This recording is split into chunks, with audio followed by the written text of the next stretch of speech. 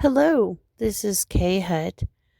Welcome to my memoirs, Broken but Moldable.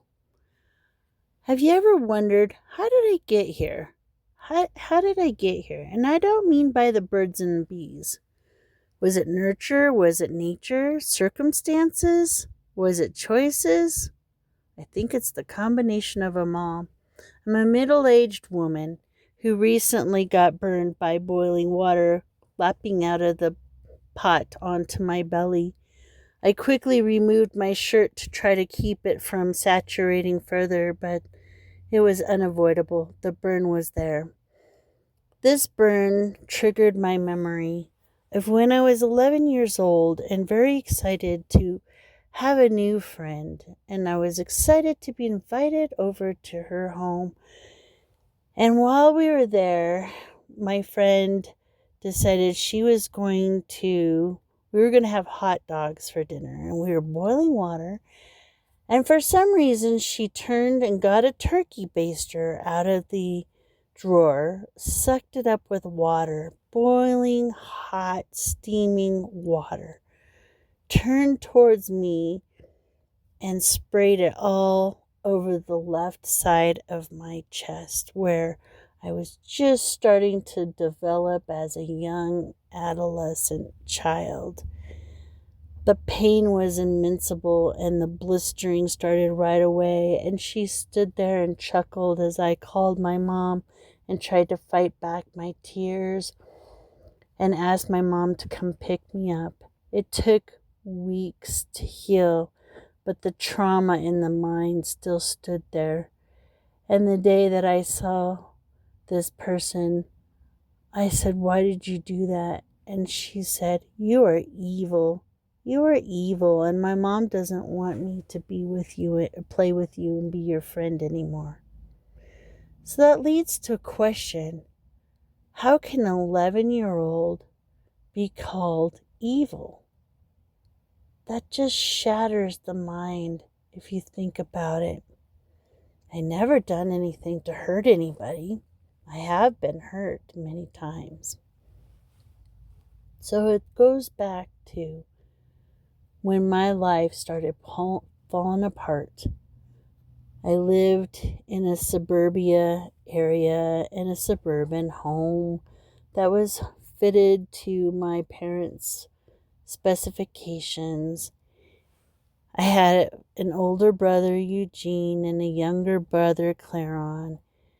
And next door we had a friend who was a year older than me named Rose, and she had an older brother named Alan and a younger brother named Jerry.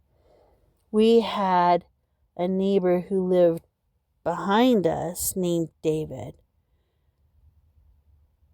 All our fences joined together, and David was notorious for jumping into whatever yard that one of us, were in.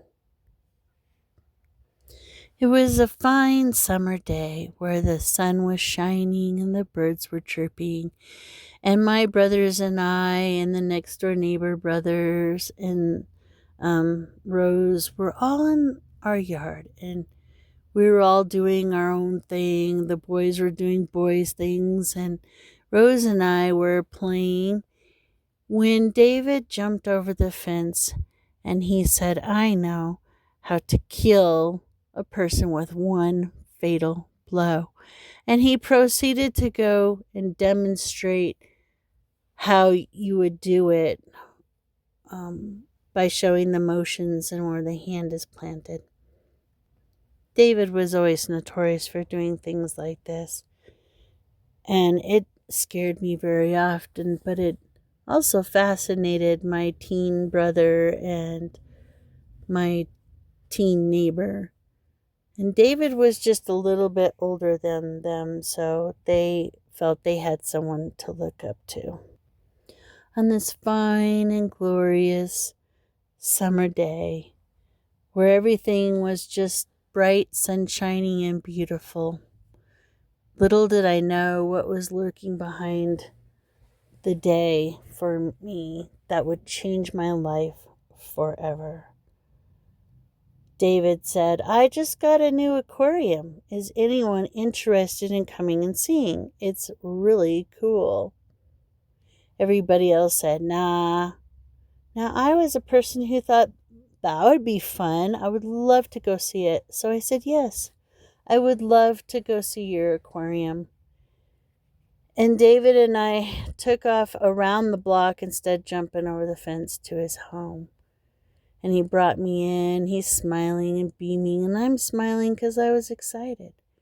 We walked up to his room where the aquarium was, and his parents weren't home. It was very quiet. And we were looking at the aquarium, and he sat down and he told me to sit on his lap.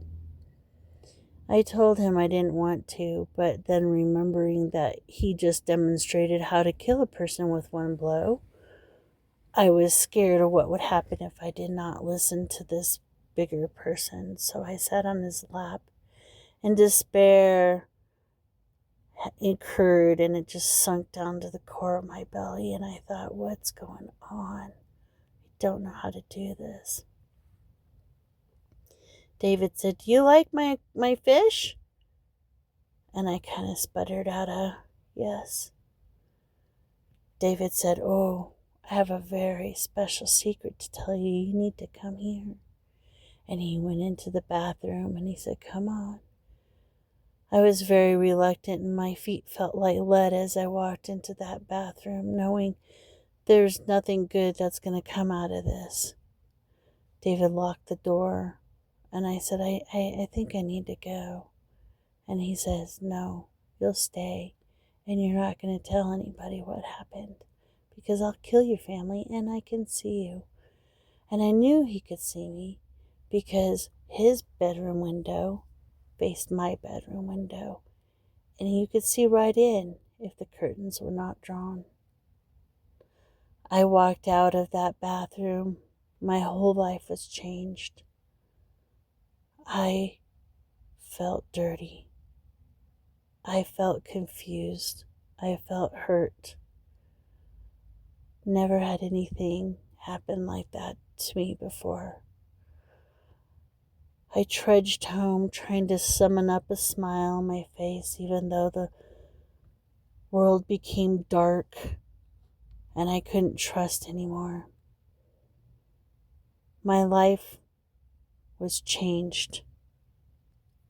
Little did I know that this was not going to be the first encounter with David and sexual abuse. I went home.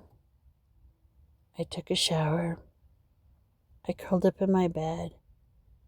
And I just sat there in shock, tears wanting to formulate, but I couldn't do it. I didn't know how to respond to what had happened to me. What was such a delightful and wonderful day to start was no longer. I had to summon up the courage to put on a smile on my face and go down the stairs. Little did I know that my fears of intrusions occurring again would cause such insomnia and such pain in my heart and in my mind.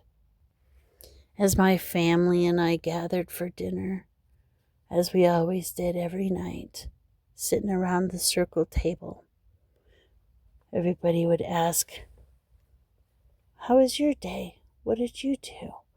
And it was kind of a good catch-up time with my family. Oh, I sat there eating my food slowly and just praying that nobody actually focused on me or wanted to know how my day was.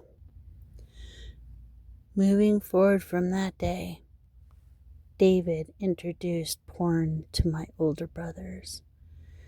He introduced other things, and that brought curiosity. Rose even became more of a perpetrator than a friend to me when I had told her what had happened. Now people tried to normalize what has happened, and I felt since I was no longer an innocent person, my life was ruined. What harm could it do to normalize and trying to understand sexual things. And so I was introduced to porn. I was introduced to other things.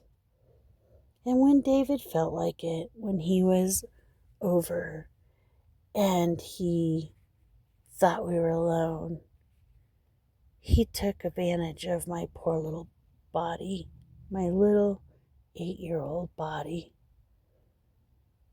I was no longer a child. I could no longer not say I knew what sex was or how it felt or what it was. And to me, it was just sheer disgusting, revolting. This world was no longer of fun, but of things that were reserved for adults. It went on for 4 or 5 years because I was so scared that David would kill my family. I kept my lips shut, my eyes wide open, and I barely slept any night. I had a difficult time making friends because I could not understand and correlate to others since I was tainted and broken and dirty and filthy, no longer an innocent person. I hid behind my laughter. I hid behind my talking a lot so that nobody would know that inside I was broken. I was dead. I had nowhere else to go.